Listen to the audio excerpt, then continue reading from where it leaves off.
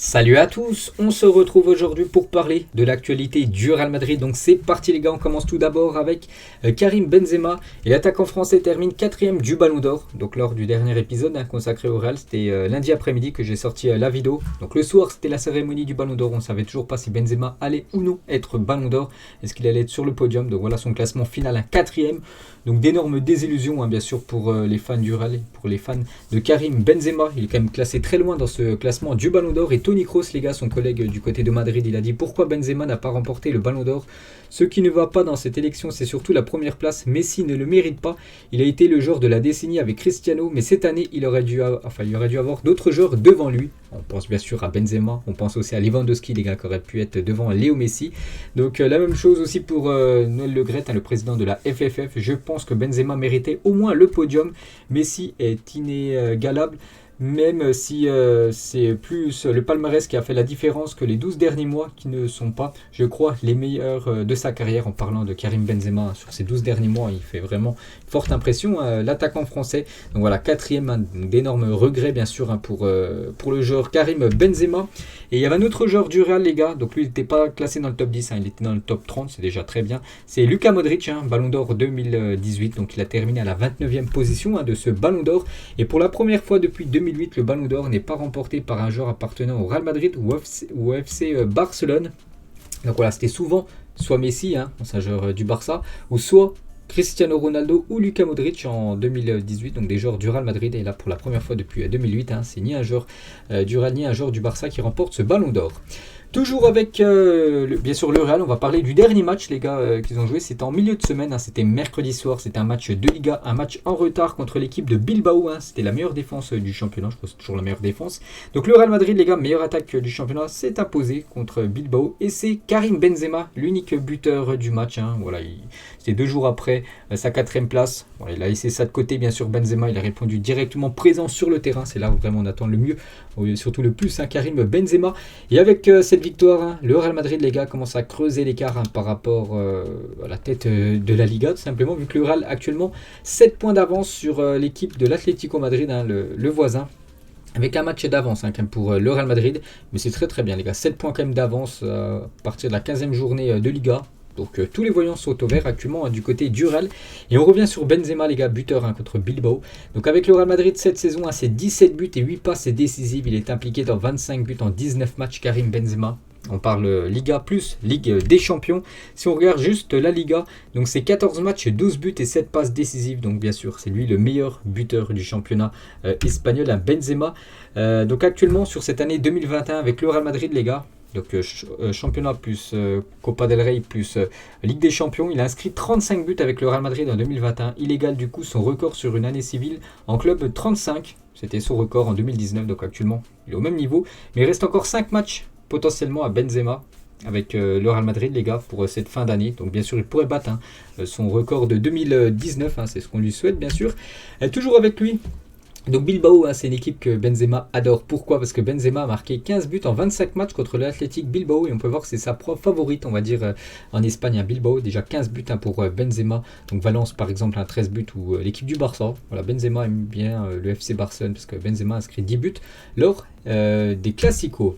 Toujours avec lui, donc il l'a inscrit avec son but contre Bilbao, le 362e but de sa carrière. Bien sûr, une carrière magnifique. Et si on compare avec un autre grand buteur français, Thierry Henry. Donc regardez les stats. Donc Benzema s'est marqué 361, c'est bien 362 parce que ça c'est une stat avant le match contre Bilbao. Donc on ajoute bien sûr un match en plus, 726 matchs pour Benzema, 791 pour Thierry Henry.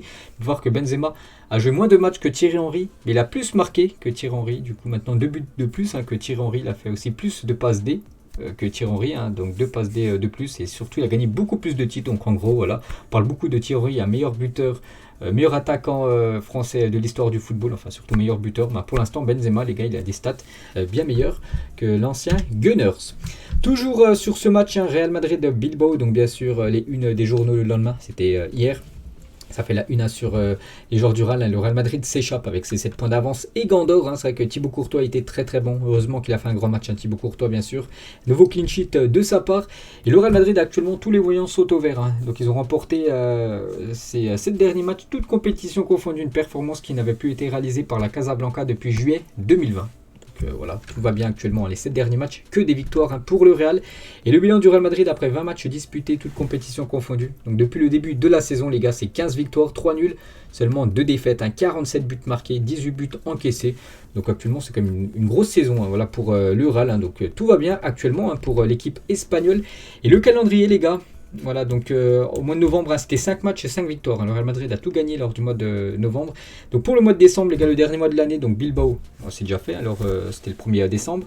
Donc là, demain, les gars, donc on est le 3, le 4, demain contre la Real Sociedad, actuellement 3e de Liga. Ensuite, l'Inter Milan, un match pour décider qui sera premier du groupe de la Ligue des Champions. Et ensuite, l'Atlético Madrid le 12. Donc en gros, les 3 prochains matchs du Real Madrid, les gars, c'est 3 matchs très importants, les gars, pour cette fin d'année. Ensuite, ça sera Cadix. Et de nouveau, les gars, un match contre Bilbao. En gros, c'est le match retour. On peut voir que c'est marqué J21.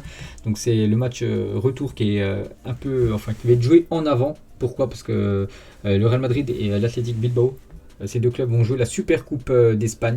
Donc, c'est pour ça que ce match est décalé un peu en avance. Donc, voilà le gros calendrier, bien sûr, pour le Real Madrid, pour ce mois de décembre. Et demain, les gars, donc Casemiro et Camavinga seront suspendus contre l'Atlético. Donc vous savez, c'est Real Sociedad, ensuite l'Atlético. En cas d'avertissement reçu ce week-end contre la Real Sociedad. Donc attention, voilà, Casemiro qui va certainement commencer titulaire, Camavinga peut-être sur le banc, mais s'ils prennent un jaune, ils louperont le match contre l'Atlético Madrid. On va parler de Vini Junior, les gars. Donc il n'a pas marqué contre Bilbao, mais il a marqué beaucoup de buts cette saison. Et 53% des buts de Vini Junior en Liga ont été inscrits cette saison. Ça fait déjà... c'est sa 4e année du côté du Real et 53% de ses buts global inscrits du côté du Real, les gars, l'ont été cette saison. Donc pour dire voilà, qu'il a passé un cap, bien sûr, Vini Junior. Il a dit j'embrasse toujours l'écusson parce que les fans et le club m'aiment beaucoup. Tous les gens qui sont ici m'aiment tellement et je fais tout ce qui est en mon pouvoir pour placer le Real Madrid là où il devrait être, bien sûr. Il parle de sa relation avec le coach Ancelotti. Voilà, Ancelotti maintenant le met tout le temps titulaire. Bon, après c'est plutôt logique, il est bon bien sûr, Vini. Donc ma relation avec Ancelotti, elle est très bonne. Il met toujours les choses au clair. Sur en dehors du terrain, il me facilite les choses. Je ne suis pas surpris. Il me demande d'être calme pour que je puisse facilement exprimer mes qualités sur le terrain. Et sens inverse. Donc Ancelotti sur Vini Junior. Donc il est extraordinaire. C'est un joueur qui a quelque chose de spécial dans les pieds, dans son physique. Mais ce qui surprend tout le monde, c'est sa capacité à marquer qu'il n'avait pas avant. Et bien sûr, on l'a dit, il a passé un cap cette saison. 53% de ses buts ont été inscrits à cette saison. Donc, c'est-à-dire les 3 dernières saisons, c'était seulement 47% de ses buts sur 3 saisons étalées. Donc pour dire voilà, que vraiment il a passé un cap. Et tant mieux, bien sûr, pour le Real, vu qu'il est bon, il est décisif. Vini Junior. Et vu que bien sûr il marque des buts, il fait des passes D, donc il a reçu son trophée de meilleur joueur du mois d'octobre.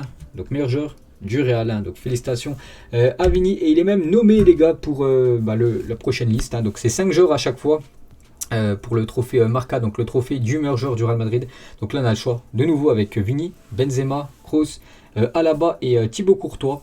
Donc ça va se jouer, les 5 ont été très bons, ça va certainement peut-être être Thibaut Courtois, les gars. C'est qu'on parle beaucoup des joueurs offensifs qui marquent, mais Thibaut Courtois aussi, les gars, il était très très bon lors des derniers matchs, pas mal de clean sheet, donc il mérite lui aussi de remporter ce trophée. Et concernant cette fois-ci le trophée de la Liga, donc là on parlait juste des joueurs nommés pour être élu meilleur joueur du Real, mais là vraiment toute la Liga entière, on peut voir qu'il y a un joueur du Real, les gars, il y a Vini Junior, les gars, qui est mis dans ces joueurs-là. Donc verdict dans quelques jours. Concernant le stade, donc c'est pas un nouveau stade, c'est juste le Santiago Bernabéu qui est en rénovation. Donc quelques photos, les gars, de la transformation en un an. Donc voilà les dernières photos, bien sûr. Donc ce stade peut accueillir bien sûr du public, mais il est toujours en travaux. Donc il devrait être prêt normalement dans un an, les gars, fin novembre, début décembre 2022. Donc dans un an quasiment jour pour jour, les gars. Ce magnifique stade sera fini. Ce sera certainement le plus beau au monde, vraiment, il va être vraiment magnifique. Et bien sûr, avec ce nouveau stade, il devrait y avoir des nouvelles stars qui vont arriver. Et on parle beaucoup de Kylian Mbappé. Et plan royal aujourd'hui en une de ce journal AS. Le Real Madrid prépare la saison prochaine avec Mbappé, car le club considère son arrivée comme étant acquise. Donc voilà, pour AS, le Real, c'est sûr, ils vont accueillir Kylian Mbappé. Ancelotti pense déjà à une attaque Mbappé, Benzema, Vini Junior, pour la future saison. Ce serait énorme, les gars. Rendez-vous compte, Benzema, Mbappé, déjà ça marche très bien en France. Enfin, en équipe de France, ça pourrait de plus marcher au Real. Et on rajoute bien sûr Vini Junior. Ça peut être vraiment très très costaud. Et concernant Kylian Mbappé, donc vous savez qu'il a sorti une BD, une bande dessinée. Kylian Mbappé, il parle bien sûr de toute sa vie. Et quand il était jeune, bien sûr, c'est ça a toujours été un grand fan du Real Madrid. Donc voilà, une page de sa BD. Donc en gros, il dit qu'un jour, il veut jouer au Real Madrid. Voilà, donc ça devrait se faire très prochainement, bien sûr. Et le mercato du Real Madrid sera mémorable. Le club veut signer donc Mbappé et aussi Haaland. Il y aura plusieurs départs et arrivées, bien sûr, vu que s'il y a pas mal de joueurs qui arrivent, de gros salaires, il va falloir laisser filer quelques joueurs. Je pense à Bale, Marcelo, Isco. Là, c'est quand même des gros salaires. Même si c'est des joueurs emblématiques du Real, eux vont devoir prendre le sens inverse. Donc Florentino a de grands projets pour juillet, confie Carlo Ancelotti. Donc ça s'annonce bouillant quand même du côté du Real, les gars. Lors du prochain mercato, c'est que le Real depuis quelques saisons, mais plutôt gentil sur le mercato. Mais là, l'été 2022, les gars, en plus le stade qui sera prêt quelques mois après la fin du mercato estival, ça s'annonce chaud quand même du côté de Madrid. Et on parle depuis quelques jours, je ne sais pas si vous avez vu, de Robert Lewandowski qui aurait demandé à son agent de l'emmener au Real Madrid.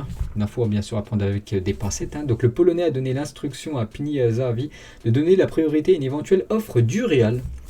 Donc voilà, Robert Lewandowski aurait demandé à son agent de le faire signer du côté du Real Madrid l'été prochain. Voilà, ce sera encore une énorme recrue, rendez-vous compte.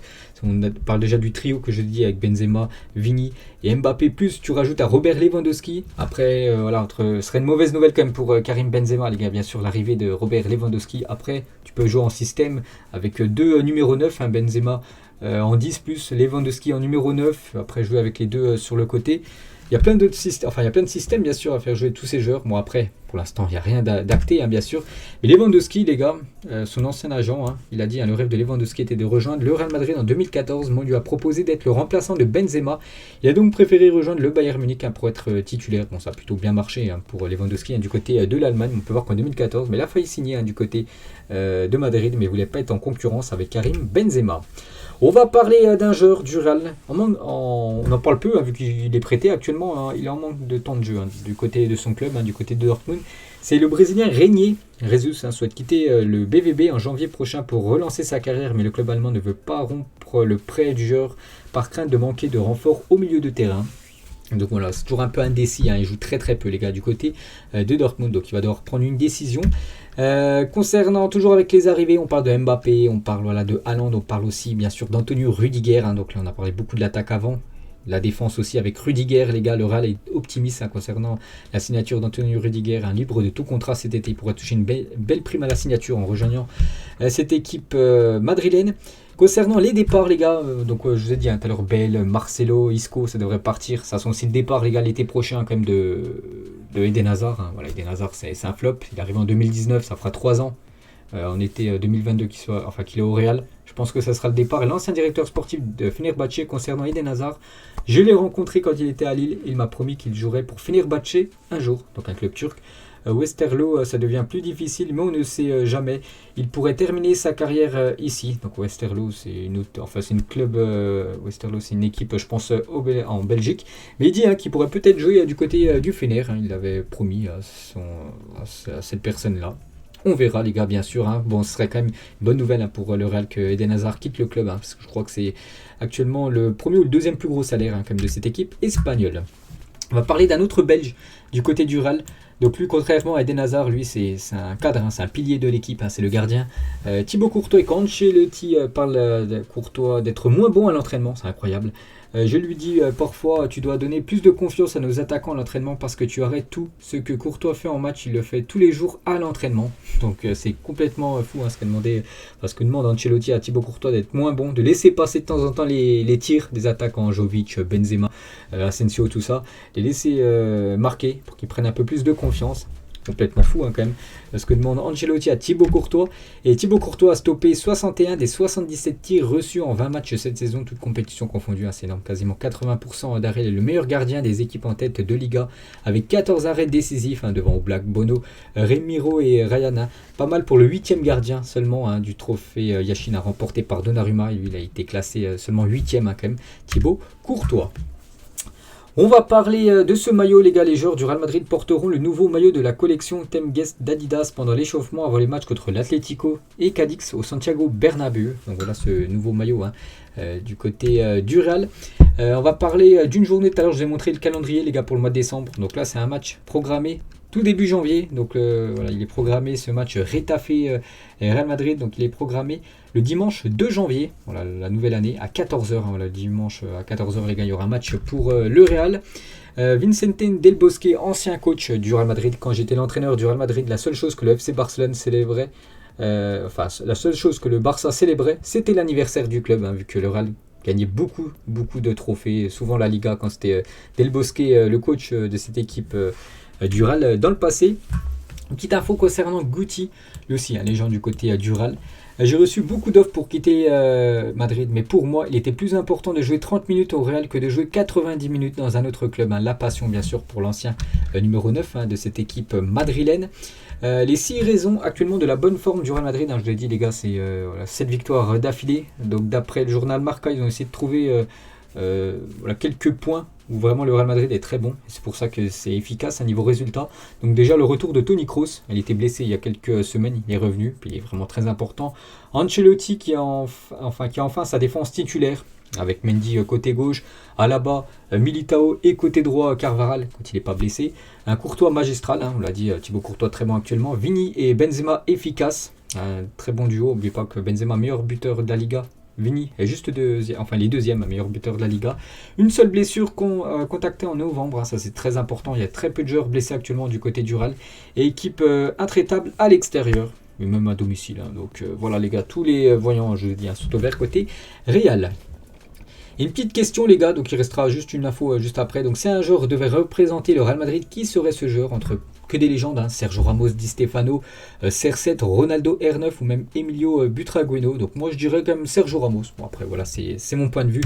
Et on finit les gars, juste on va féliciter un ancien joueur, une légende du côté du Real Madrid, bien sûr, c'est la légende Cristiano Ronaldo, car hier soir il a inscrit son 800e et 800 un but de sa carrière professionnelle. Bien sûr lui qu'on a marqué plus de la moitié du côté de Madrid, beaucoup de buts.